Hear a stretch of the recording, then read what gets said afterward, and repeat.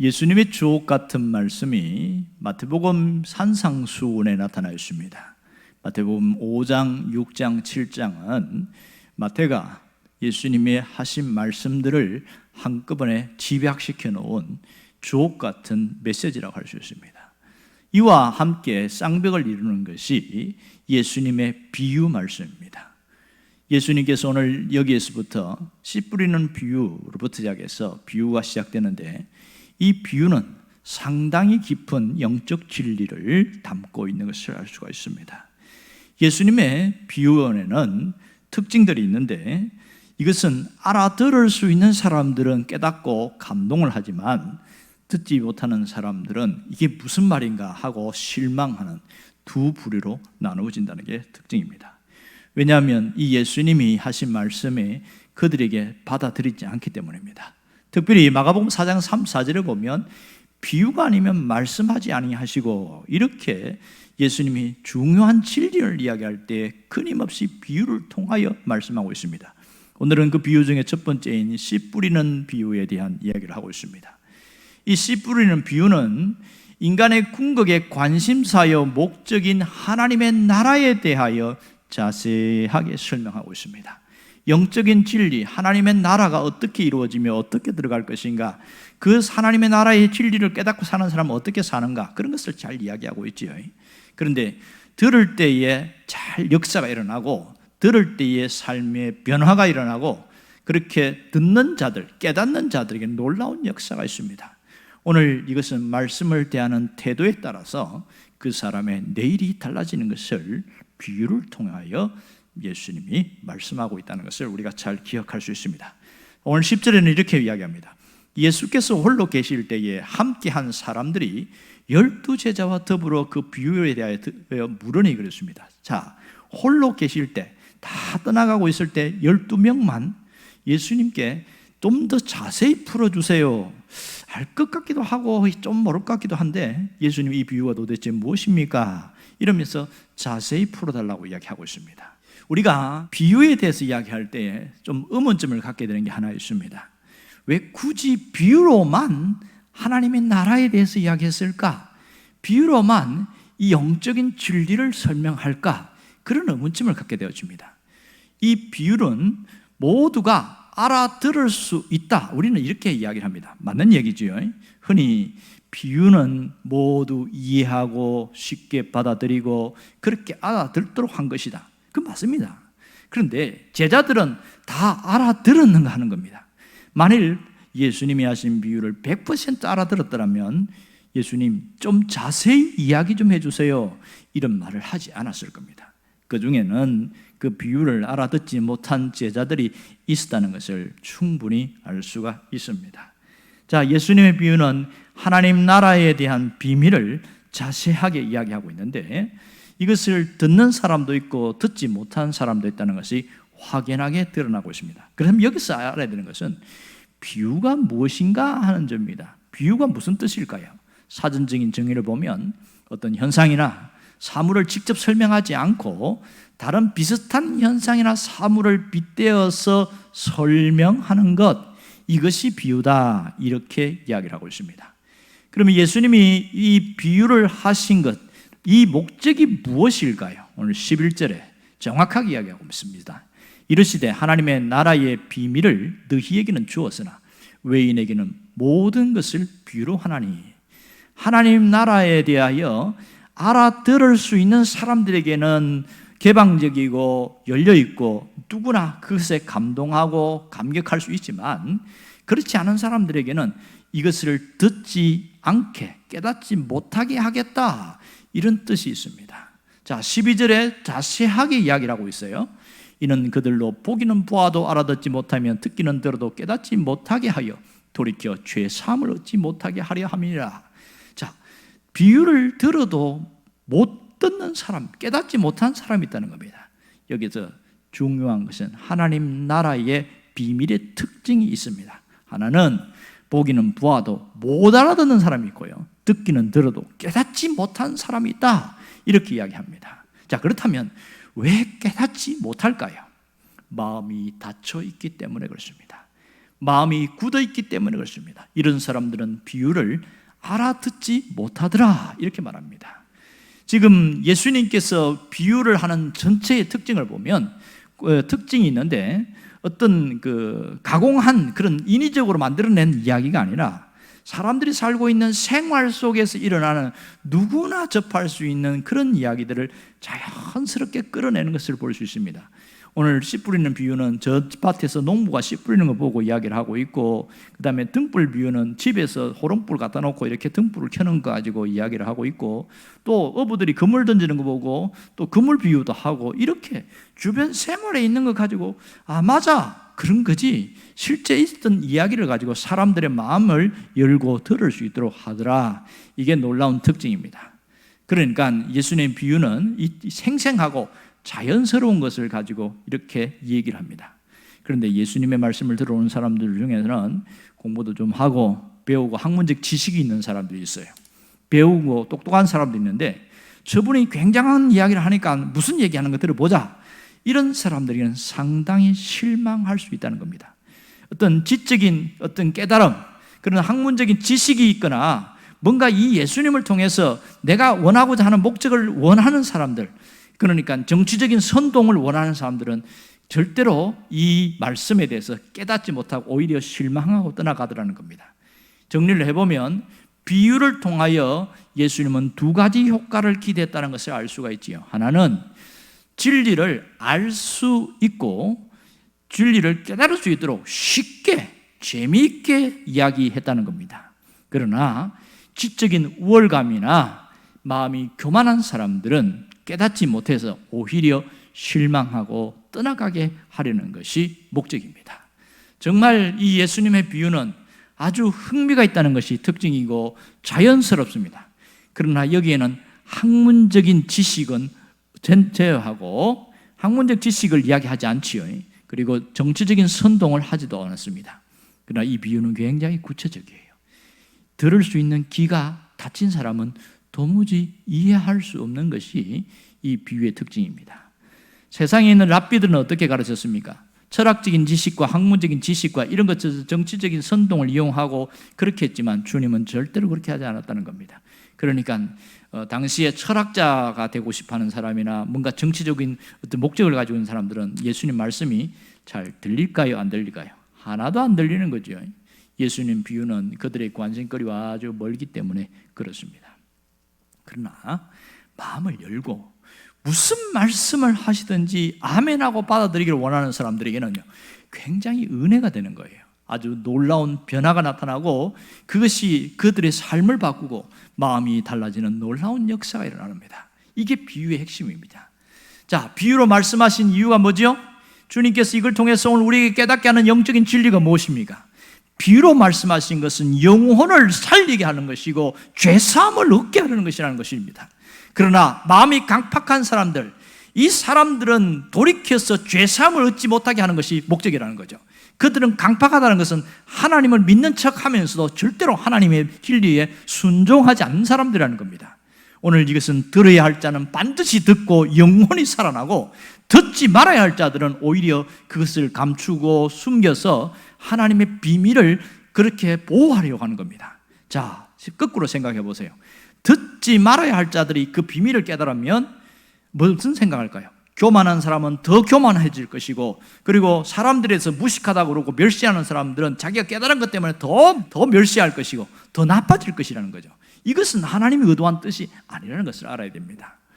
자, 우리가 오늘 하나님 말씀에 대해서 얼마나 이해하고 얼마나 깨닫고 있는가, 이것을 한번 깊이 생각해야 됩니다. 오늘 이 비유로 말씀하신 것을 깊이 돌아보면서 오늘 주님이 나에게도 통일한 말씀을 하고 있는데 그 말씀을 얼마나 깨닫고 있느냐는 거예요. 비유 이야기할 때에 흔히 우리가 잘 접하는 유명한 것은 이솝 우화입니다. 이솝이라는 사람이 동물에 빗대어서, 동물이나 곤충에 빗대서 중요한 교훈들을 이야기를 하고 있어요. 살아가는 생활의 지혜나 교훈들을 이야기하고 있는데, 예수님의 비유는 그런 동물이 아니라 실생활의 경험을 가지고 이야기했다는 게 특징입니다. 또 하나는 실생활의 경험이지만 그 속에는 엄청난 진리가 담겨 있다. 이것이 놀라운 특징이라고 할 수 있습니다. 당시에 가르치는 자들 중에 랍비들이 있잖아요. 매 주일마다 아니면 평일에 말씀을 가르치고 했는데, 이 랍비들의 가르침, 특히 주일날에는, 우리가 말하는 주일이 그들은 안식일이겠죠, 못 알아들어요. 너무 어려워요. 그러니까 자기들이 깨달은 진리를 난해하고 어렵고 복잡하게 이야기하니까 자기가 똑똑하고 지식이 있구나, 대단하구나, 그런 우월감은 생길지 몰라도 앉아 듣는 사람은 그게 무슨 소리인지 도무지 알아들을 수가 없어서 지루한 거예요. 너무 재미가 없습니다. 어떤 사람은 자기 정치적인 선동을 하기 위해서 하나님의 말씀을 갖고 들이먹이면서 여러분 우리가 일어나야 됩니다, 로마 세력을 뒤엎어야 됩니다, 뭐 이런 소리 하니까 올바로 된 하나님의 말씀을 듣지 못하는 거예요. 문제는 이렇게 선동한 사람들이 책임을 지지 않습니다. 자신은 선동했고 뒤로 빠지고 다른 사람 보내서 희생양으로 보내는 그런 나쁜 짓도 하고 있습니다. 그러나 예수님의 가르침은 그들과 확연하게 달랐습니다. 첫 번째, 쉬웠어요. 그리고 선명하고 모두가 깨달을 수 있는, 공감할 수 있는 내용이고, 그리고 이걸 깨달아서 삶에 적용할 수 있다는 것, 이것이 예수님의 말씀과 랍비들의 말씀이 완전히 다른 것을 알 수 있습니다. 그렇다면 오늘 우리는 하나님의 말씀을 얼마나 깨닫고 있는가 하는 점입니다. 사람이 많이 알면 깨달음이 많다, 그렇게 생각합니다. 정말 그럴까요? 많이 아는 것이 깨달음이 많은 것인가? 절대로 그렇지 않습니다. 아는 것은 지식이고 깨달음은 신앙이다, 이렇게 표현할 수 있습니다. 사람이 깨달았다는 것은 무엇으로 증명할 수 있습니까? 변화입니다. 깨달은 사람은 변화가 일어나요. 생각의 변화가 일어나고, 가치관의 변화가 일어나고, 생활의 변화가 일어나고, 행동의 변화가 일어납니다. 이렇게 깨달은 만큼 변화가 일어나더라. 사람이 깨달음의 범위만큼, 깨달음의 크기만큼 변화되더라. 여러분, 우리가 말씀에 깨닫는 크기가 넓어지고 더 많이 깨닫게 해달라고 그렇게 사모하고 기도해야 될 것은, 내가 변할 수 있는 것은 깨달아야 되니까 여러분에게 그런 깨달음이 있기를 주의 이름으로 축원합니다. 그러면 어떻게 해야 이 말씀을 제대로 깨달을 수가 있을까요? 이 많은 것을 아는 것이 중요한 게 아니에요. 아는 것을 뭐라고 그러냐면 정보다, 그렇게 말합니다. 정보가 아니라 영혼의 양식으로 삼아야 이것이 나의 것이 되어집니다. 하나님의 말씀이 지식이 되어지면 아무런 능력이 없습니다. 영혼의 양식으로 새겨야 내 말씀이 되더라는 겁니다. 하나님의 자녀들은, 하나님의 백성들은 영혼의 양식을 먹어야 살아나게 됐습니다. 이 영혼의 양식을 통해서 하나님의 능력으로, 하나님의 권능으로 살게 되더라는 겁니다. 하나님은 우리가 그냥 성경의 지식을 깨닫는 것이 아니라 그 말씀이 내 영을 살리는 영혼의 양식이 되기를 원하는 겁니다. 정말 똑같은 말씀을 듣는데 어떤 사람은 그것을 지식으로 듣는 사람이 있고, 어떤 사람은 영혼의 양식으로 알아듣는 사람이 있어요. 여러분은 어떤 사람이냐는 거죠. 하나님의 말씀이 나를 살리는 영혼의 양식이 되기를 바랍니다. 믿음을 가진 사람, 믿음의 사람은요, 하나님의 나라의 비밀을 깨닫게 해주셔요. 아, 내가 몰랐는데 이거구나, 이렇게 깨닫게 해주셔요. 오늘 성경에 보니까 하나님의 나라의 비밀은 너희에게 주었으나, 이걸 믿음으로 받아들여야 됩니다. 하나님 나라의 비밀을 나에게 깨닫게 해주셨구나, 이걸 알아야 돼요. 놀라운 일이 있는데요, 제가 오래전에 있는 이야기인데, 시골에서 할머니가 예수를 늦게 믿었어요. 그런데 이분은 한 번도 글자를 배운 적이 없어요. 한글을 몰라요. 그러니까 예배당에 나와도 찬송을 못 부르는 거예요. 찬송이 뭐 글자가 다 한글을 모르니까, 성경은 더더욱 읽을 수 없고. 근데 어느덧 시간 지나면서 찬송을 부르는 거예요. 신기해가지고, 아니 이 글자 보입니까? 몰라 그러는 거예요. 어떻게 부르세요? 다른 사람이 부르기를 내가 외웠지 이러는 거예요. 와, 기가 막힌 거예요. 그렇게 해서 찬송을 부르고 하는데, 이분이 얼마나 지났나? 한 어느 해인가 갑자기 성경을 펴놓고 돋보기로 성경을 읽고 있는 거예요. 깜짝 놀란 거예요. 목사님도 놀라고 장로님도 놀라고, 어떻게 이걸 성경을 읽습니까? 그랬더니 글자가 보이는데요? 그러는 거예요. 하나님이 특별한 은혜를 주셔서 이 글을 모르는 그 할머니에게 말씀을 깨달을 수 있도록 하나님이 글을 열어준 이런 특별한 은혜가 있더라고요. 이분이 평소에 그렇게 기도했거든요.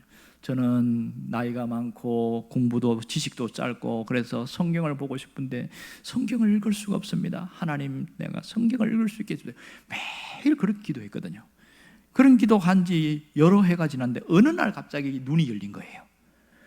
그런데 놀라운 거는 성경은 읽는데 다른 책은 못 읽는 거예요. 손주가 가지고 있는 이 국어책, 이 도덕책 몰라요. 그런데 성경을 읽는 거예요. 이게 특별한 은혜인 거예요. 하나님이 그 기도에 응답해 주신 겁니다. 자, 하나님은 하나님의 비밀에 대해서 사모하고 깨닫는 자에게 반드시 열어준다는 사실입니다. 하늘나라의 비밀은 모두에 있지만 그것은 열어줄 때에 내 것이 되어지더라. 여러분이 그 비밀을 깨달을 수 있기를 바랍니다.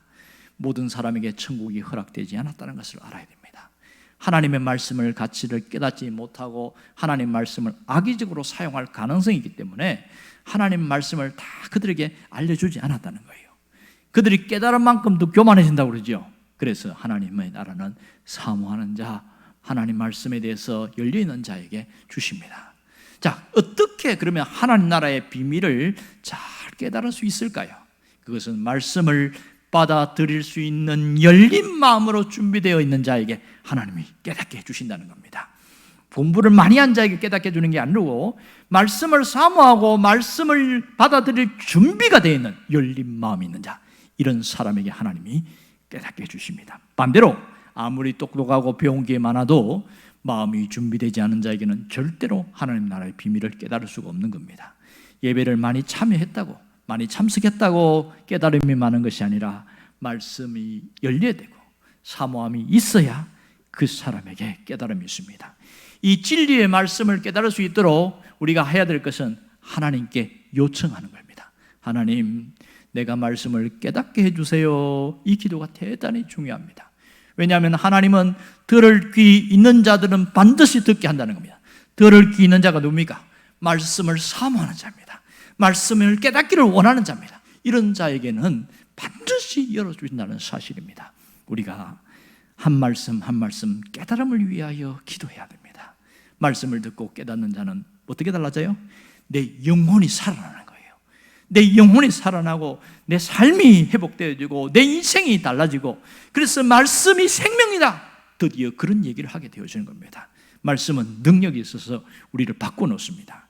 여러분, 그 깨달음 때문에 내가 다시 일어날 수가 있습니다. 다시 살아갈 수 있는 용기를 얻게 되더라는 겁니다. 말씀이 있기에 내가 회복되고, 말씀이 있기에 내가 살아나고, 말씀의 깨달음이 있기에 내 영혼이 완전히 회복되어지는 놀라운 역사가 있습니다. 어떻게 하면 나를 살리는 그 말씀으로 들을 수 있느냐는 겁니다. 이것이 관건이겠지요. 자, 내가 깨닫고 싶은데 안 깨달아질 때가 있어요. 왜 그럴까요? 뭔가 내가 나를 말씀을 듣지 못하게 하는 게 있단 말이에요. 말씀을 듣지 못하게, 이것을 깨트려 버리면 됩니다. 내가 나를 깨트려 버리면 됩니다. 내 안에 있던 굳어 있는 것들이 있단 말이에요. 이 굳어 있는 것들을 깨트려 버리면 됩니다. 내 안에 어떤 문제가 되는 것들이 있어요. 이것을 깨트려 버리면 그때부터 들리기 시작합니다. 사람의 마음은 어떨 때는 길가와 같고, 어떨 때는 돌밭과 같고, 어떨 때는 가시 덤불 같은 그런 마음이 있습니다. 이게 정상이에요. 사람이 속상하거나 미워하거나 화가 나거나 욕심을 내거나 그런 죄와 관련된 나쁜 것이 딱 들어올 때에 탁 마음이 닫혀버린단 말입니다. 이게 인간이거든요. 이 세상의 인간 중에서 하나님의 말씀을 받아들이기에 합당한 사람은 단 한 사람도 없습니다. 다 인간은 연약하고 악하고 문제가 있습니다. 그러나 좋은 밭으로 변화되는 사람이 있다는 거예요. 좋은 밭으로, 말씀을 받아들이기 좋은 밭으로 변화된 사람이 누구일까요? 이 사람이 어떻게 해서 그렇게 바뀔까요? 그것은 내가 고난을 당하고 환난을 당하고 고통을 당하면서 내가 하나님 없으면 소망이 없구나, 이 마음이 가난해진 사람들은 달라지기 시작하는 겁니다. 하나님이 무슨 말씀을 하시든지 믿음으로 아멘하고 받아들이는 거예요. 너무 힘겹거릴 때 하나님 아니면 내가 살아갈 수 없다는 걸 깨달은 사람은요, 마음이 확 열려 있습니다. 여러분, 꼭 고난을 받아야만 그러면 이렇게 말씀이 깨달은가? 절대로 그렇지 않습니다. 내가 내 자신을 알아요. 내가 내 자신을 알아요. 그래서 스스로 쟁기질로 하고 쓰레질을 해서 돌은 걸러내고 단단한 흙은 부셔버리고 내 마음을 좋은 밭으로 만들어 나갈 때에 말씀이 내 안에 정착할 수 있게 하더라는 겁니다. 근데 참 인간이 악한 게 뭐냐면, 형편이 풀리고 모든 것이 다 잘 되고 잘 되면 좋은 밭이 되는 줄 알고 있습니다. 절대로 그렇지 않습니다. 사람은 잘 살수록 하나님께 더 가까워지고 더 말씀을 사랑할 것 같은데 현실은 정반대로 가고 있습니다.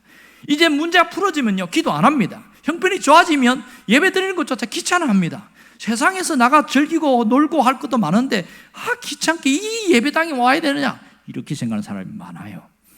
편해질수록 더 길가와 같이 마음이 단단해지고 그 속에 돌짝밭에 돌들이 생기고 가시덤불처럼 수북하게 쌓이는 경우가 굉장히 많습니다.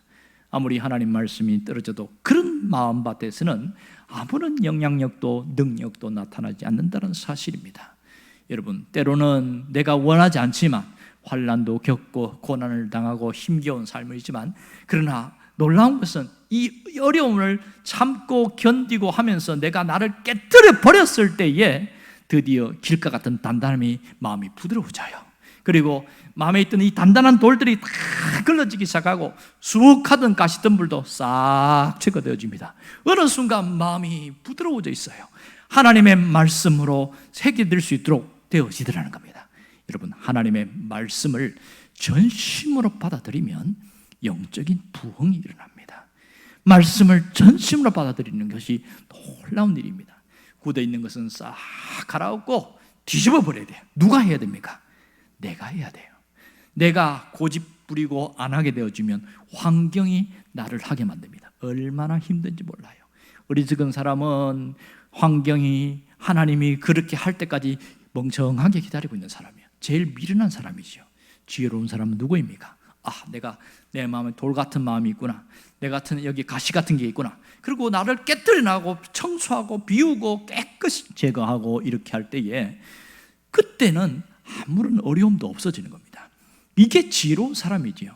비로소 좋은 땅이 되어집니다. 이 좋은 땅이 되었을 때에 주님은 반드시 좋은 결과를 줍니다. 그게 뭡니까?